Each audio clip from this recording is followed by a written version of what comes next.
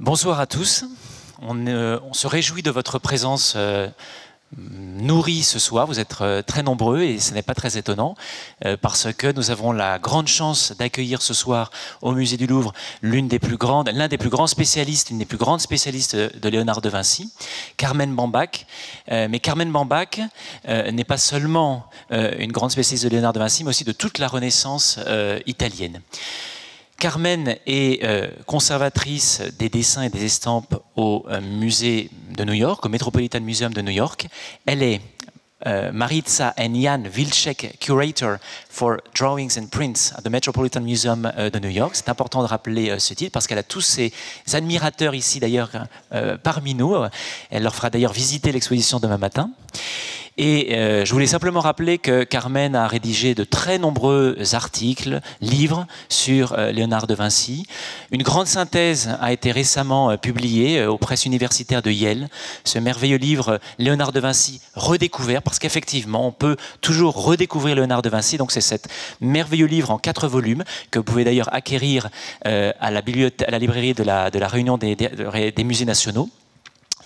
Et je voudrais dire quelques mots parce que j'ai pris beaucoup de plaisir à lire, avant de connaître Carmen, de la connaître personnellement, j'ai pris beaucoup de plaisir à la lire et j'ai beaucoup appris auprès d'elle en termes de méthode de travail.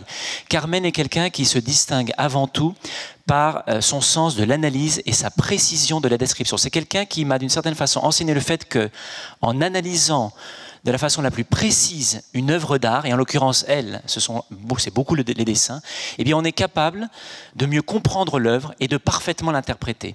Et je crois que ce sens de l'analyse est indispensable pour après en faire une juste synthèse. Et je suis certain que ce soir, elle va nous livrer eh bien, le fruit de son travail sur un des aspects les plus fascinants de Léonard de Vinci, qui est abordé dans l'exposition, qui est toujours ouvert au public. Sachez que contrairement à ce qui circule, vous pouvez encore acheter des places. Aujourd'hui même, j'ai vérifié avant de venir, on peut encore acheter quelques places pour l'exposition Léonard de Vinci. Et donc je vous invite à, après la conférence, prendre des places pour justement aller admirer cet aspect tout à fait singulier de Léonard de Vinci, le côté inachevé, Leonardo Unfinished. Je laisse la parole à Carmen et on est ravis de l'accueillir ce soir. Merci Carmen d'avoir accepté l'invitation. Bonsoir. Good evening. I thank the Musée du Louvre most warmly for the honor of this invitation to speak tonight. It is an enormous pleasure to be here. I would also like to express my sincerest thanks to the Musée du Louvre and the RMF for their generous support of my research on Leonardo over many years. I offer my profound congratulations and deepest thanks to Vincent Delievant and Louis Franck, the brilliant curators of the magnificent exhibition on Leonardo da Vinci here at the Louvre, who proposed this lecture tonight in celebration of Leonardo. My talk today grows out of research for my book entitled Leonardo da Vinci Rediscovered, published by Yale University Press in July 2019. My book discusses Leonardo's life and works in 4 volumes, and I owe an enormous thanks to the Metropolitan Museum of Art for extraordinary support of my research. And I am honored, really deeply honored, that some of our Met's trustees and our Met's president and CEO, Dan Weiss, are here with us this evening. And I thank, of course, Yale University Press for the publication of Leonardo da Vinci Rediscovered, as well as numerous colleagues and other institutions detailed in the book's acknowledgments. You will also hear tonight some thoughts about Michelangelo, who was Leonardo's bitter rival.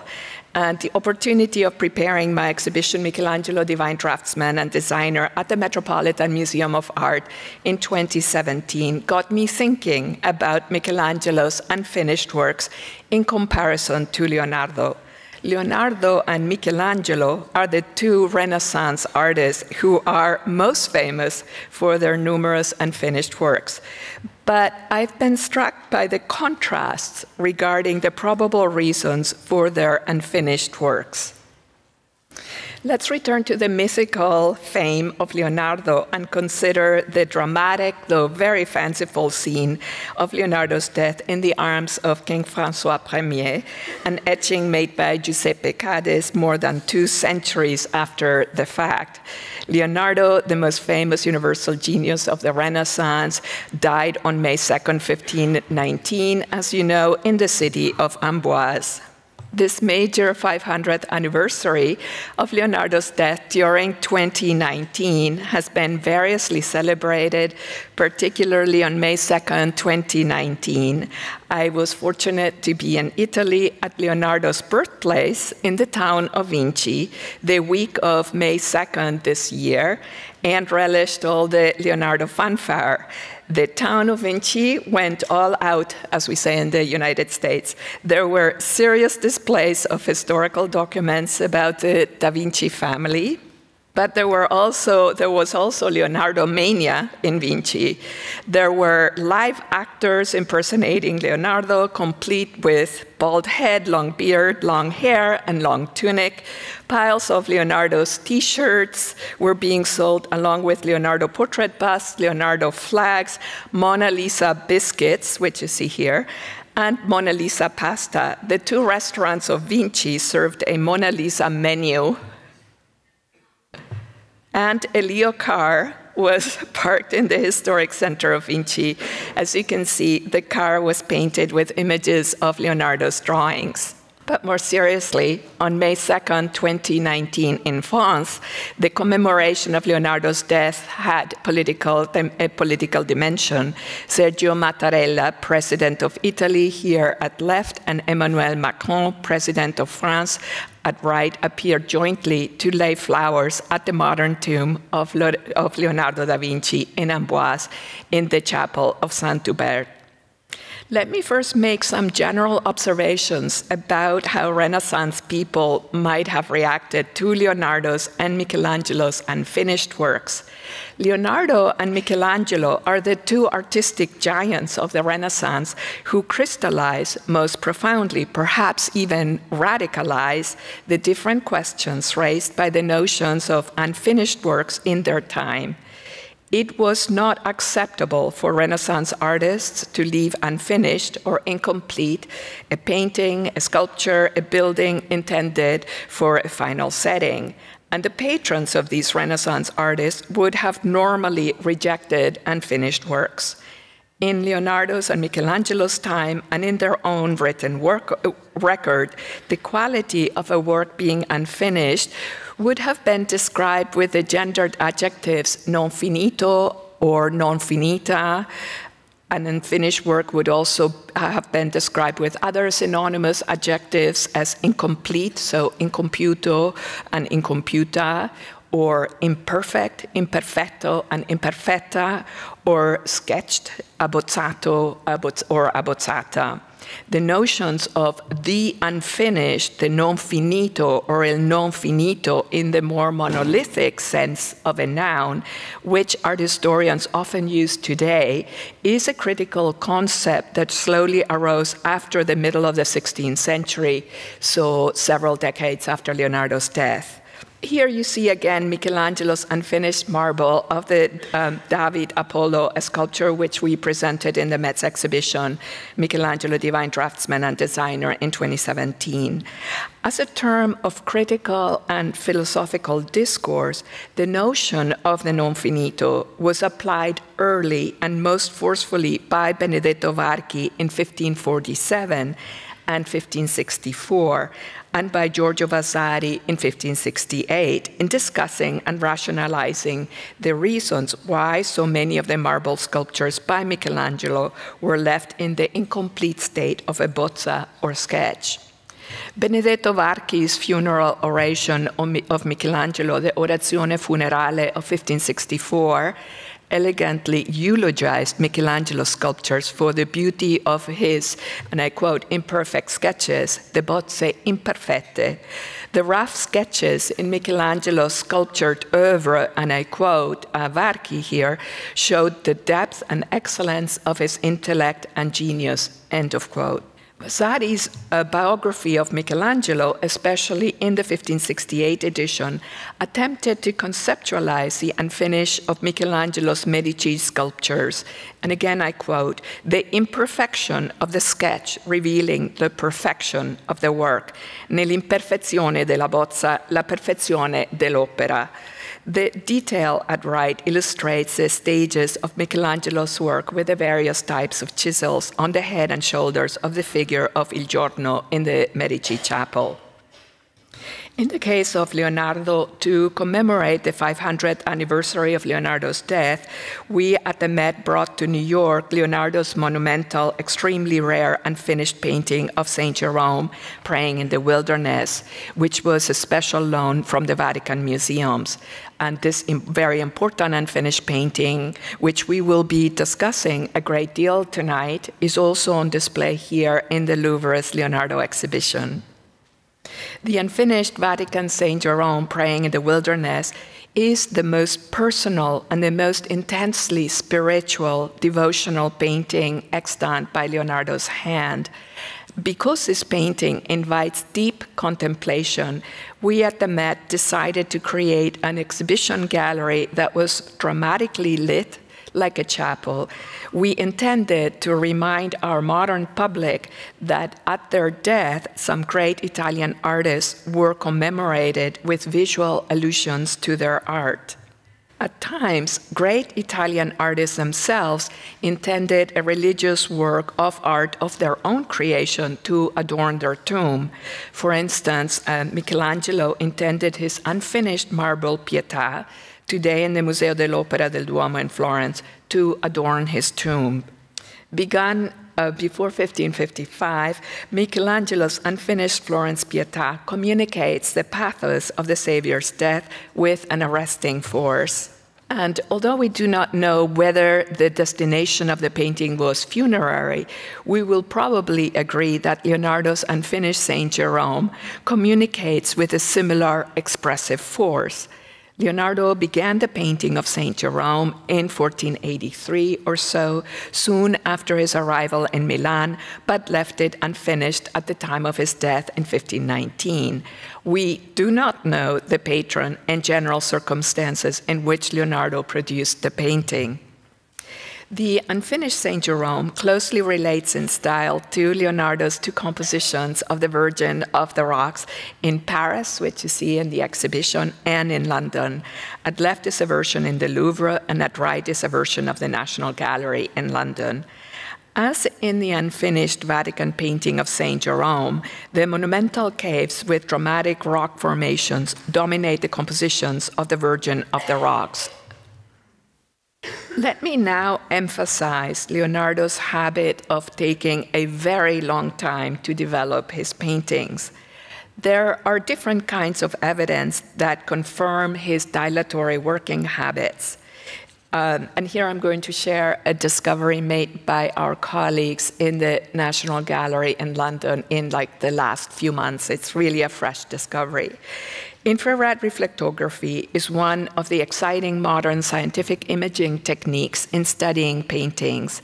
Infrared reflectography can render non-reflective paint pigments transparent and can therefore penetrate deeply under the paint layers down to the gesso preparation.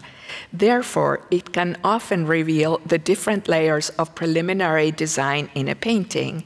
In the case of the version of the Virgin of the Rocks in the National Gallery in London, the new investigations of the painting with infrared reflectography have revealed that Leonardo tried out several different ideas for the design of the figures, which he painted and repainted on the same panel, one solution on top of another, until he arrived at the solution of the design that we all know on the final paint surface.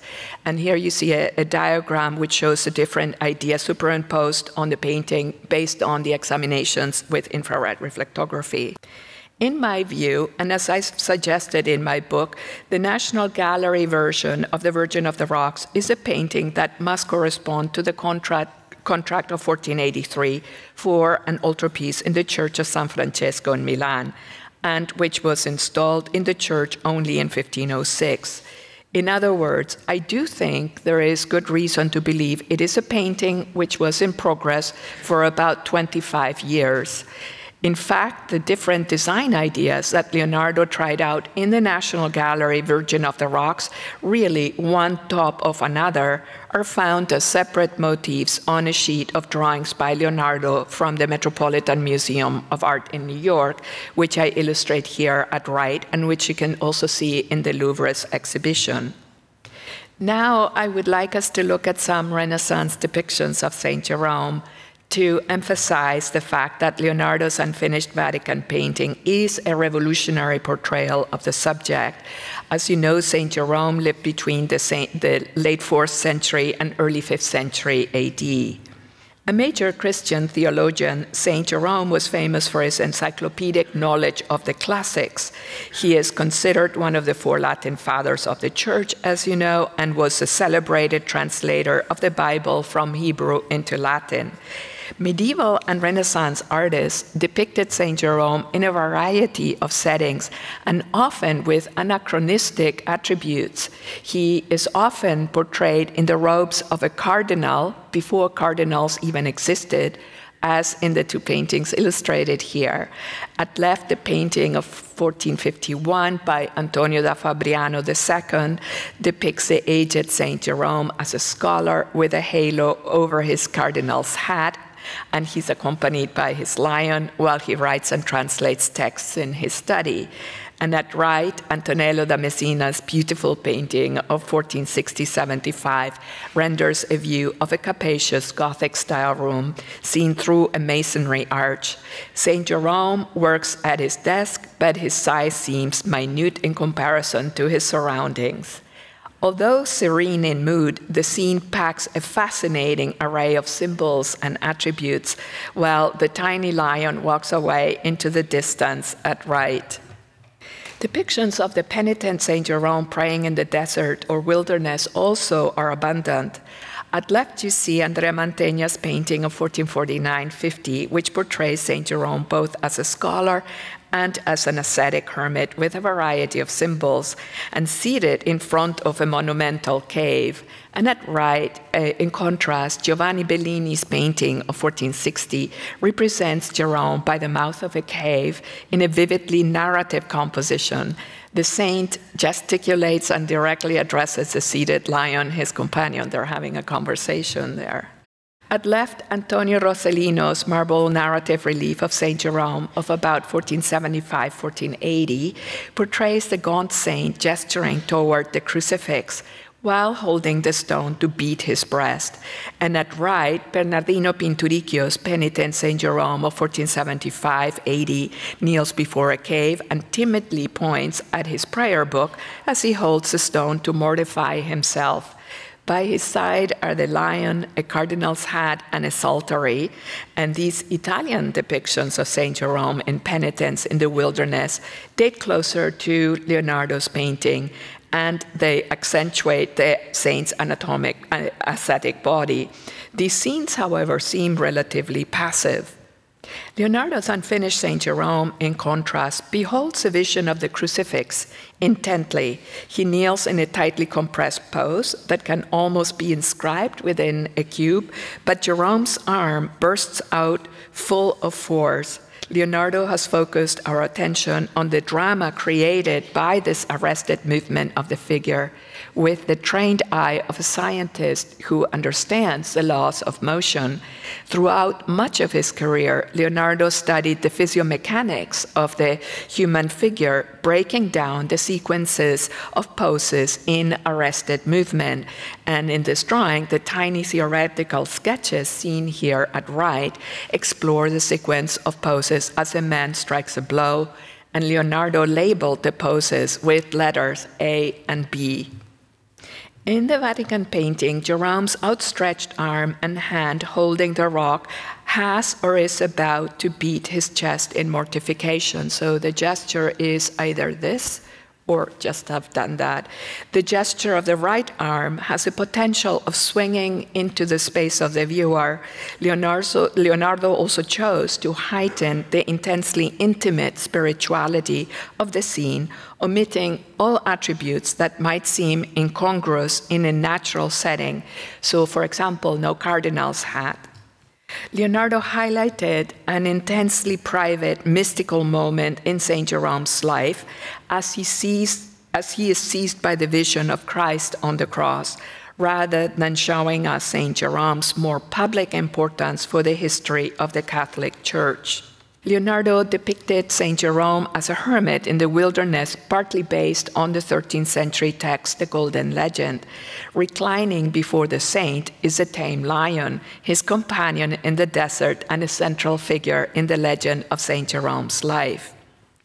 According to the Golden Legend, Saint Jerome took out the thorn from the lion's wounded paw and healed him, causing the beast to become his faithful companion for life, as seen in these two Renaissance prints. Importantly, Leonardo's magnificent design of the lion, seen from the back and creating elegant S-curves with its body and tail, acts as a device to guide us, the viewer, into the picture. The design of the lion connects us, the viewer, with the sacred subject within the painting, namely the mystical Saint Jerome. The lion's pose serves to suggest also the depth of the pictorial space of the composition, so there is a formal function as well. The penitent Saint Jerome is aged, gaunt, and nearly toothless. He is seized by a vision as he prays. And this detail of Saint Jerome's face shows that Leonardo first roughly created shadows and outlines with pale bluish gray color, and then gradually reworked these more firmly with brownish outlines. The unfinished state of Leonardo's exquisitely rendered painting of Saint Jerome gives us many wonderful insights into his creative process. And we see the artist's ideas in the exciting moment of their evolution. As I mentioned, Leonardo was famous in his lifetime for working slowly and for not finishing his projects, especially his paintings, and contemporary records demonstrate that this drove his patrons to despair. The unfinished Vatican Saint Jerome is painted on a walnut wood support, more typical of paintings done in Lombardy, so soon after Leonardo arrived in Milan, rather than the more common poplar wood support. The unfinished state of the painting today confirms that Leonardo did not proceed in a disciplined way. Rather, he picked and chose what concerned him most, and the execution of the painting is therefore quite uneven. In large passages of the painting, we see only the ground preparation in gesso on the wood panel, or just the first layers of design with quick outlines done with a brush and pale gray, blue, and brown color. Leonardo developed some passages of the painting with great attention and with much precise detail, especially the head, neck, and shoulders of the saint. Leonardo was particularly interested in creating an anatomically correct design for Jerome's ascetic body. Saint Jerome's right arm is essentially sketchy outlines on the ground preparation only, as you've seen. In contrast, Leonardo modeled the saint's right lower leg with great three-dimensionality, but he left portions of the torso in complete shadow and relatively undefined. The elegant silhouette of the reclining lion seems now especially powerful because there is little modeling beyond the preliminary outlines. Leonardo added color mainly in the upper left portion of the composition, where you see greenish-bluish pigment, and a close examination of the paint surface reveals not just the brushstrokes, but also the presence of Leonardo's fingerprints in the upper left portions of the composition. Leonardo used the brush, his fingers, and at times the palms of his hand to distribute the pigments and create a soft focus effect in the sky and landscape on the upper left in the painting. Experiencing a trance, Saint Jerome directs his gaze at the crucifix, which is barely outlined within the cave at upper right in the painting, close to the edge of the composition. Leonardo sketched this crucifix in a side view, however, which makes it especially hard for us to understand. I showed Taddeo Crivelli's illuminated manuscript of about 1469, in which the crucifix is also seen in a side view, although not as pronounced as in Leonardo's Vatican painting. And this helps us understand better Leonardo's image. So let me point, and I will trace the outline of Leonardo's crucifix. So there are the feet, the knees, and the side view. And there's the border of the painting, the edge of the panel. Also, within the monumental cave to the left of the crucifix, Leonardo sketched the rough outlines of a church building, and the architectural style of this church can remind us of the Church of Santa Maria Novella in Florence, with its facade by Leon Battista Alberti, and I will also point to Leonardo's sketch of the church. The imaging in infrared reflectography allows us to see a great deal of evidence beneath the layers of pigment. It also reveals that the painting of Saint Jerome has indeed suffered damages, and the cuts around the saint's head seem especially visible. We know little about the history of the painting before the end of the 18th century, when it came into the possession of the Swiss painter Angelica Kaufmann in Rome. And we also have the story of how Napoleon's uncle, Cardinal Joseph Fesch, rediscovered the painting of Saint Jerome as a separate fragments and at different times. First in a junk shop in Rome, so rigattiere, and then at a shoemaker's in the early 19th century. And that seems a little too much like a legend, except that the Vatican painting shows the evidence of having been once cut into fragments, especially around the head of the saint. At the same time as Leonardo continued to develop the painting of Saint Jerome in the late 1480s and early 1490s, he endeavored in his research on anatomy, as seen here at left in his schematic drawing of the blood vessels. And concurrently with the study of anatomy, the great artist also explored the problems of figural proportion. And so at right, you see the famous drawing of the Vitruvian man of about 1490-92, the man of perfect proportions. In Leonardo's conception of knowledge, geometry, proportion, and anatomy were tightly interrelated. An inspired woodcut of 1496-98 quotes Leonardo's composition in the Vatican painting, but recasts the figure as a classical nude geometer at work. The woodcut is by an anonymous Milanese artist-poet who identified himself only as a prospettivo milanese depictore, and was very likely Bartolomeo Suardi, il Bramantino, Leonardo's friend. But this has been disputed. There are those of us who believe in the Il Bramantino's authorship. The meaning of the nude figure is thoroughly transformed in that he becomes an embodiment of the ideal artist-mathematician, much like Leonardo himself. The beautiful nude geometer kneels before the authority of the ancients, expressed by the classical ruins of Rome, and holds a compass and armillary sphere in his hands, the tools of the prospettivo or master of perspective. In his role as a theorist of painting, Leonardo repeatedly emphasized that the two most formidable challenges facing a good painter were the portrayal of the human figure and the intentions of the mind, which were manifest in the human body's capacity for gesture. Leonardo worked on the unfinished Vatican Saint Jerome during the years of his most passionate research for the seat of the human soul. Jerome's face and gestures convey Leonardo's revolutionary theories on human physiognomy and the psychology of expression. In the late 1480s, he began to develop his anatomical research, partly based on dissection and in concert with his theories on gesture. According to Leonardo, the outward gestures of the face and body communicated what he called the motions of the mind and the passions of the soul, which Leonardo variously called the passione dell'anima, the moti mentali, and the accidenti mentali in his unfinished writings. Executed between 1493 and 1498, the mural of the Last Supper represents his theories on expression and the passioni dell'anima with profound meaning and a great variety of gestures.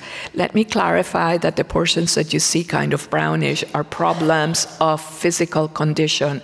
It's not that this painting is unfinished, so here it's problematic damage, the lacunae in the paint surface.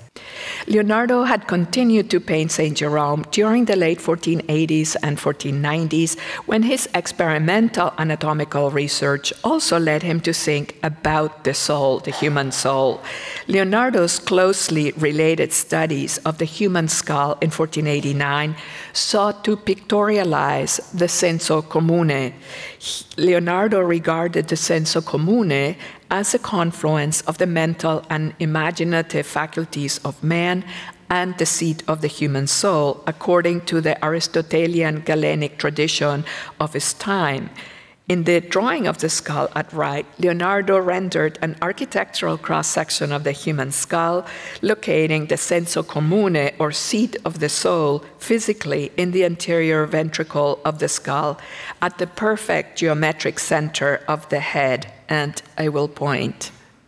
More or less concurrently, Leonardo's study of geometry led him to codify the facial and body proportions of the figure in an attempt to create a harmony of the parts to the whole, as here in the case of a middle-aged man, and he individualized the models to create the ideals of proportion for different ages of man. We are fortunate to know a fair amount about Leonardo's access to the literature of his time because of his manuscript inventory, which he entitled Reminder about Books That I Leave Locked in the Large Chest, Ricordo dei libri ch'io lascio serrati nel cassone, of about 1503-1505 in the Codex Madrid II. And this inventory, basically an inventory of Leonardo's library, lists about 116 books, of which a fair number can be identified. And these books were, in the majority, printed editions, but in Italian translations rather than in the original Latin. As I've discovered, a book in Leonardo's possession was a popular neo-Aristotelian handbook on the immortality of the soul by Fra Jacopo Canfora da Genova, entitled Dell'immortalità dell'anima. And this modest book was printed in many editions in the Volgare, so in Italian translation, from 1472 onward. And here we find the allusions to the passioni dell'anima, the motions of the mind and the soul, so the words that Leonardo was using to describe the phenomena. Leonardo thoroughly transformed popular Aristotelian notions as he undertook to visualize the human mind in terms of physical anatomy. At left, a drawing in a compendium of mostly Aristotelian texts by Johann Lindner of Mönchburg, now in the Wellcome Institute Library in London. Within the cranium, the physical sites, and called sitem here, written in red ink, of the 5 mental faculties are located with circles and are labeled the sensus communis, imagination, fantasy, collegete organum fantasiae, cogitation, and memory. In its crude pictorial ability, however, it compares rather poorly to Leonardo's drawing, seen here at right, which portrays anatomically the brain, the cerebral ventricles, and cranial nerves. Leonardo indicated the cavities of the skull in beautifully veristic draftsmanship, but the brain is still understood according to Aristotelian Galenic medicine, and Leonardo's terminology, in fact, is similar to that in the diagram that you see at left. Leonardo also indicated the sites of the mental faculties, and although the Wellcome manuscript that you see at left was not directly known to Leonardo, it is relevant as a kind of handbook that often circulated among scholars in the 15th century. The expressive force in St. Jerome's gestures reside in the highly anatomized naturalism of the saint's head, neck, and chest. Leonardo's theoretical writings on art emphasize that a painting was to move the viewer with an intensity and an emotion commensurate with those of the protagonists in the depicted story.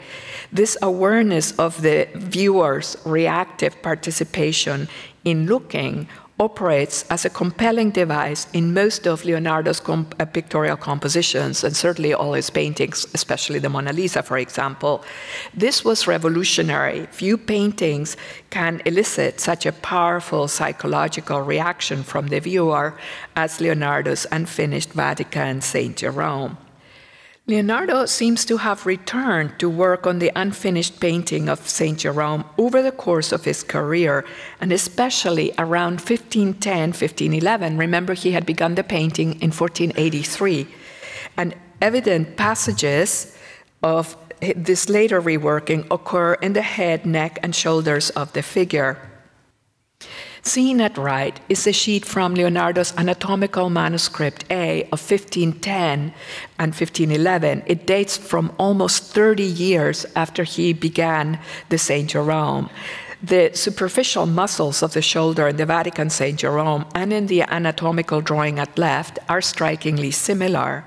And another sheet from the anatomical manuscript A of 1510-1511, seen at right, helps us understand Leonardo's mature reworking of Jerome's anatomy. The drawing at right evidences Leonardo's painstakingly precise methods of dissection at this later date. He peeled away the layers of muscle and soft tissues with carefully notations about their correspondence with one another. I would now like us to change our point of view and think more broadly about the larger questions regarding the state of unfinished in Leonardo's works that is beyond the Vatican St. Jerome. As you will remember, every indication exists that Leonardo's patrons expected completed works from him.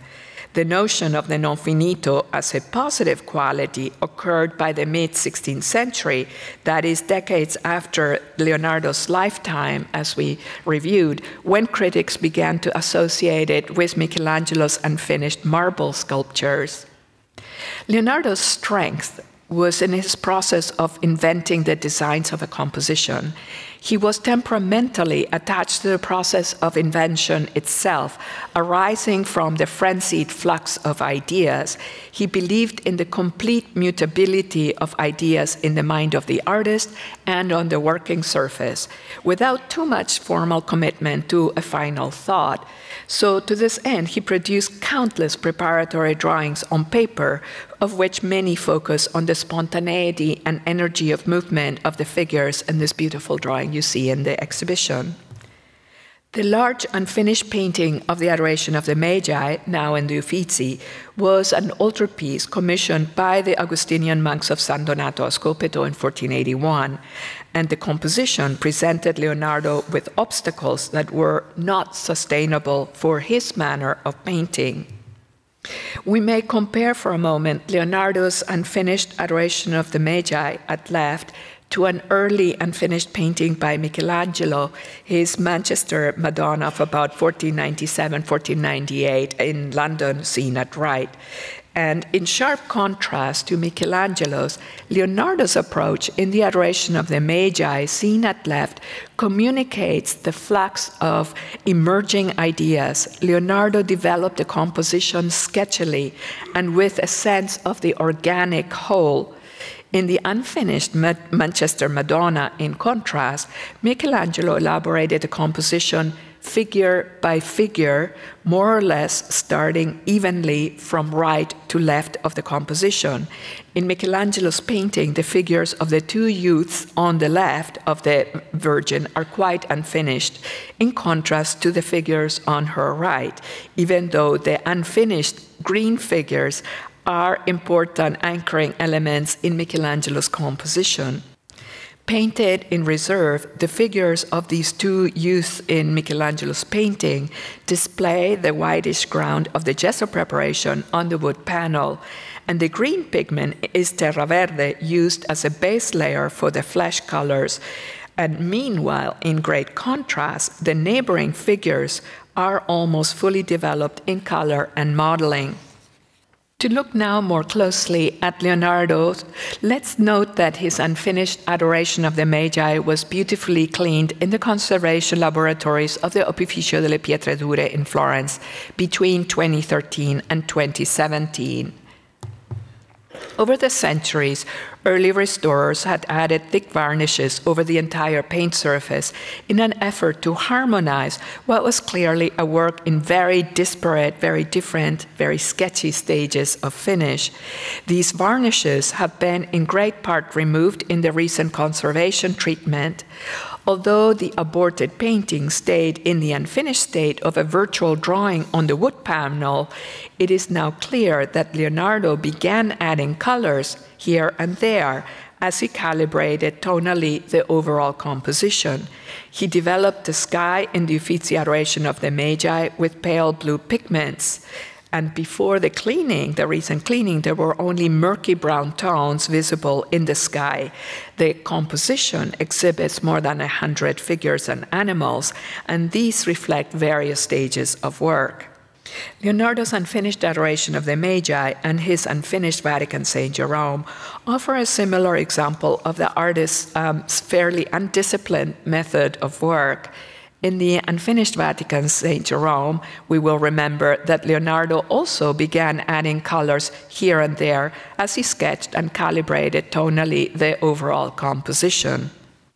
As art historians have often remarked, the small figure among the onlookers in the Adoration exhibits a similar physical type as St. Jerome, but he faces to the left. Our colleagues in the Opificio delle Pietre Dure in Florence have shared their scientific imaging files for my research. In the detail of the picture imaged in infrared reflectography, here at right, you can see that this imaging of the painting reveals numerous details that are not visible in normal light, such as all the construction workers who seem to be energetically building the structure that seems to be the Temple of Jerusalem. As you may remember, infrared reflectography can penetrate deeply under non-reflective pigments down to that gesso preparation, and it can reveal the layer of underdrawing, which is what you see at right. Leonardo's sketches on paper reveal the extent to which he thought about the animated gestures of the figures, and he thought and rethought and rechanged again. Yet the multitude of figures and the state of the design in a continuous state of change suggests that a major reason why Leonardo left his altarpiece unfinished was that his design process was perennially in evolution. It all got out of control without a sense of finalized ideas on the painting surface.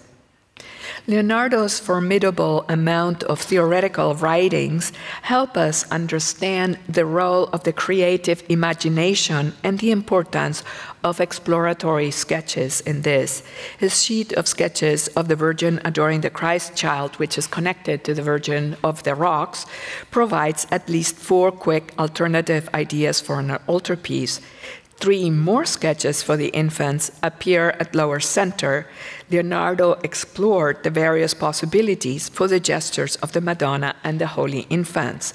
He articulated his ideas for the figures with shorthand notation, con brevi segni, as Leonardo would say. Of his monumental written legacy on the theory of painting and narrative composition, Leonardo's writings about quick sketches and the creative imagination are perhaps the most revolutionary in historical hindsight. In these writings, Leonardo acknowledged and attempted to verbalize the role of the conscious, semi-conscious, and unconscious mind in the creative impulse. This is centuries before Sigmund Freud, by the way. Florentine humanists and educated artists of Leonardo's time were aware that ancient and modern authors had written about sketches, the imagination, and the creative energy that seems evident in an unfinished work of art. And of the ancients, I cite here only the most famous literary source, Pliny the Elder's Naturalis Historia, a book which Leonardo owned around 1493-95. Since Leonardo listed the Italianized name of the classical author as Plinio in his inventories of books, it is clear his exemplar was an Italian translation by Cristoforo Landino, entitled Storia naturale di Caio Plinio II, tradotta di lingua latina in Fiorentina, in editions printed in Venice in 1476 and later. Pliny mentions important examples of rapid execution and the technical virtuosity by ancient painters. One example is Apelles' incomplete Venus of Cos, which in its very sketchy state was more admired than his first finished masterpiece painting of the goddess. Leonardo also knew well Leon Battista Alberti's theories on painting. Alberti's treatise advised spontaneity in the act of painting and prestezza di fare congiunta con diligenza, rapidity of execution united with diligence. Leonardo's theoretical descriptions of drawing and sketching provide a level of empirical and meditated detail that had no precedence. Leonardo's ideas about the sketching of compositions matured in the notes of the Paris manuscript A of 1992, dedicated to drafting his unfinished treatise on painting, and I quote Leonardo, "I cannot refrain from mentioning among these precepts a new device for the imagination, which, although it may seem rather trivial and almost laughable, is nevertheless extremely useful in arousing the mind to various inventions. And this is when you look at any wall spotted with stains or stones of various patterns, if you have to invent some setting, you may be able to see therein a resemblance to various landscapes, graced with mountains, rivers, rocks, trees, plains, wide valleys, and hills in varied arrangements. Or again, you may see battles and figures in action, or strange faces and costumes, and an endless variety of things which you can distill into well-drawn forms," end of quote. As an artist, Leonardo dwelt most comfortably in the continuum of the creative process, when multiple and various visual ideas seem possible in the flux of gestation and in the imagination of the artist.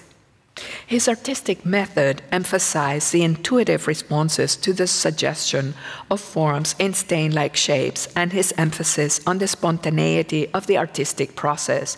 His way of thinking was a great breakthrough for the history of creativity, and following the step of invention, Leonardo refined the dynamic arrangement of the figures with a scientific study of light and shadow, and you may see these two drawings in the beautiful exhibition. Leonardo's sketches and unfinished pictures almost memorialize this state of flux and of perennial work in progress. The ongoing authority of Pliny's Naturalis Historia for Leonardo's theoretical and practical ideas as an artist was manifold. Suffice it to say here that it is probable that his ideation of the sketched-out painted fragment seen here at right, which is nicknamed La Scapigliata, the disheveled one, was an exercise that was indebted to Pliny's account of Apelles' incomplete Venus of Cos, which in its suggestive, unfinished, and inchoate state was admired as a masterpiece. In 2009, Armin Schlechter, so let me emphasize, discoveries are still being made even now. Armin Schlechter made a wonderful discovery of a marginal note by Agostino Vespucci, dated October 1503, on an early printed book seen here at left. Vespucci's note briefly mentions Leonardo, and I quote, Apelles, this is Vespucci's note by hand, Apelles the painter, so Leonardo da Vinci does in all his paintings, such as the head of Lisa del Giocondo and Anne, Mother of the Virgin. We shall see what he will do concerning the Hall of the Great Council, regarding which matter he has already made an agreement with the Gonfalonier, October 1503. So he's mentioned St. Anne, the Mona Lisa, and the Battle of Anghiari that is still not, that is in progress. Vespucci's note is in response to a passage in Cicero's Epistolae ad Familiares, which refers to the unfinished as a literary and aesthetic ideal. Cicero builds on the anecdote about the Venus of Cos, relayed by Pliny, and I quote Cicero now. Now that Apelles perfected the head and bust of Venus with the utmost refinement of art, but left the rest of her body roughed out, so there are certain men that are only in my head who are only elaborated, in which the rest of the body is left incomplete and crude. End of Cicero. Most importantly, Vespucci's marginal note at left provides the precise date in which Leonardo began the Mona Lisa and settles once and for all the question of the sitter's identity in the portrait. And this is Lisa Gherardini del Giocondo, which had been at times debated. Although Leonardo began the Mona Lisa in 1503, it was for a very long time a work in progress in his studio. In fact, Leonardo kept the painting with him until at least 1517, probably until the end of his life, never delivering it to the patron. The imaging in infrared reflectography at right reveals some of the substantial changes to the underdrawing as he developed the picture. The degree of perfection with layer upon layer of glazes or velature of modeling and color in the painting of the figure are, of course, infinitely subtle. Leonardo's Mona Lisa was widely influential during the various stages of its design between 1503 and 1516, particularly for Raphael, and it was also very precisely copied. Here you see the detail of Mona Lisa's hands resting on the arm of the chair in infrared reflectography.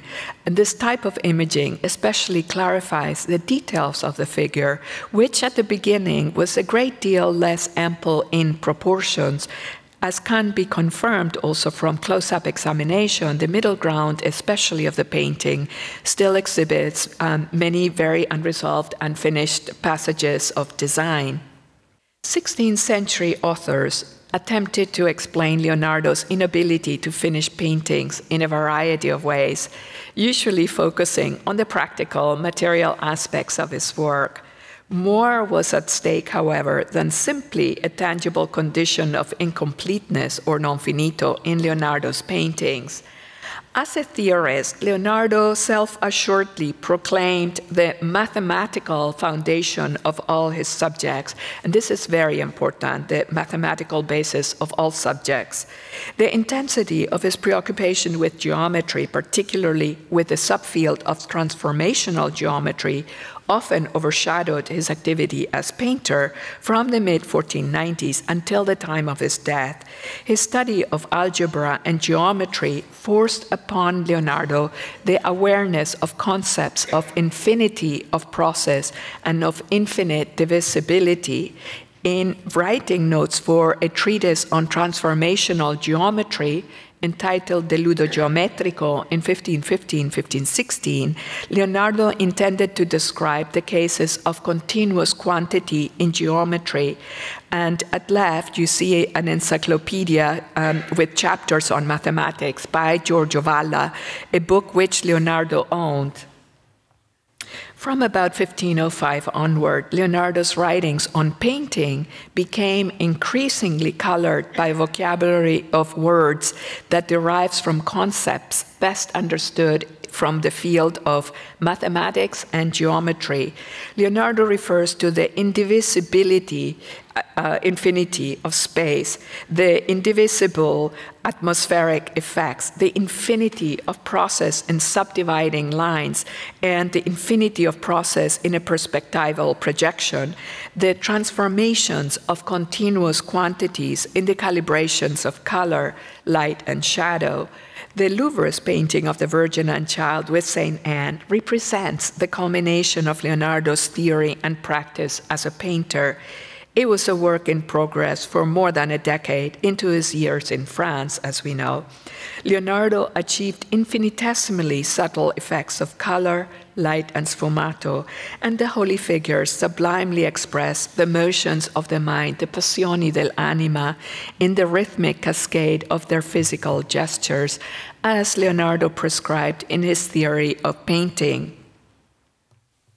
Leonardo's achievements as an artist of intensely pictorial drawings in his late years unfolded as he continued his monumental efforts in drafting his unfinished treatise on painting, the Libro di Pittura, between 1505 and 1515.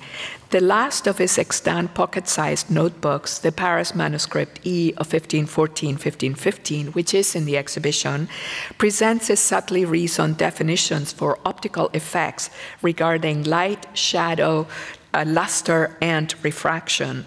The late drawings for the Louvre's Virgin and Child with Saint Anne are richly pictorial, combining various media, much as Leonardo experimented with complex techniques of oil glazes in his painting, and these two drawings are also in the exhibition. Here we see the eye of the scientist deeply involved in testing optical effects with proof-of-concept experiments. Leonardo's head of the Virgin at the Met was also preparatory for the Louvre's Virgin and Child with Saint Anne. Leonardo drew the study in red and black chalks with seamlessly blended effects of modeling in the manner of smoke, a uso di fumo, as Leonardo described the technique in his notes for his unfinished treatise on painting. The Met's drawing reveals throughout the evidence of Leonardo's rethinking and reworking of contours, and these are the signs of active exploration we find in autograph drawings by Leonardo. In contrast to the nuanced modeling of the head of Saint Anne above her, the head of the Virgin in Leonardo's Louvre painting lacks that final layer of modeling with glazes. So the layers of glazes and modeling in the Met's drawing would have been more finished in the Louvre's painting. Most of Leonardo's paintings were relatively modest in size. Therefore, the number of works that Leonardo left in an incomplete state beg explanations that are not about the impossibility of physical completion because of the monumental size and scale of his works, as is true of Michelangelo's sculptures, for example, or even because a suddenly forced change in the circumstances of his patrons. The different reasons have more to do with Leonardo's temperament and philosophy. His deeply felt concern was with process. He envisioned pictorial ideas in continuous progress and refinement. His theory of painting was about immeasurable quantities and immeasurable transformations. Leonardo's contemporaries struggled to explain the unfinished state of his works, and an anonymous author gave a sympathetic assessment in the Libro di Antonio Billi of 1516-30. I quote the Libro. Although Leonardo surpassed all others in drawing and could make most beautiful inventions, he did not color many paintings, as nothing, however beautiful, would satisfy him. There are few things by him, because his great fear of errors did not let him produce, end of quote. The account of dreams and the artistic imagination in Lomazzo's Libro dei Sogni of 1563-64 offers another psychological interpretation about Leonardo's unfinished. Lomazzo's Libro dei Sogni, or Book of Dreams, invents fictional dialogues between Leonardo and other artists. In this text, the invented first-person voice of Leonardo exclaims, and I quote, "Due to my great intelligence of the many things that I began, none I ever finished, because it seemed to me that the hand could not possibly reach the perfection of art in the things that I had envisioned." Thank you.